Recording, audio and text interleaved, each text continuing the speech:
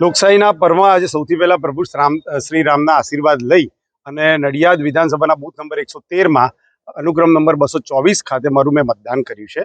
અને આજે સૌથી પહેલા તો વર્લ્ડ ટીચર એપ્રિસિએશન ડે છે, એટલે શિક્ષકોનો આભાર માનવાનો દિવસ છે.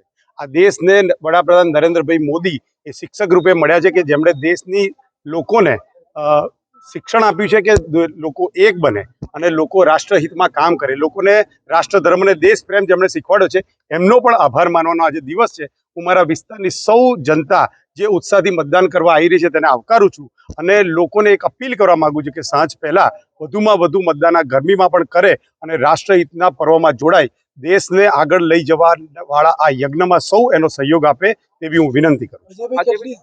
કેટલી સીટો માનો છો કે કેટલી આવી શકે? ગુજરાતમાં 26 સીટ આવશે, એમાં કોઈ બેમત નથી. અને ખેડા લોકસભા સીટ અમે 6 લાખ કરતાં વધારે મતે જીતીશું એવો અમને વિશ્વાસ છે.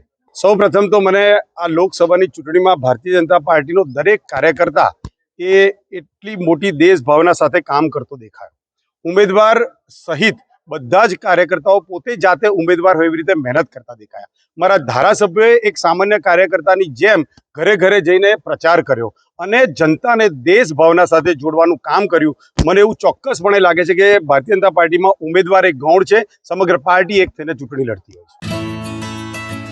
As a parents definitely proud feel થાય કે હા, આજે કંઈક નાની સિટી છે તો શું છે, પણ લીડ અહીંયા બી છે. અમારી પાસે બી એ એજ્યુકેશન છે જે બહારની સિટી મેળવે છે.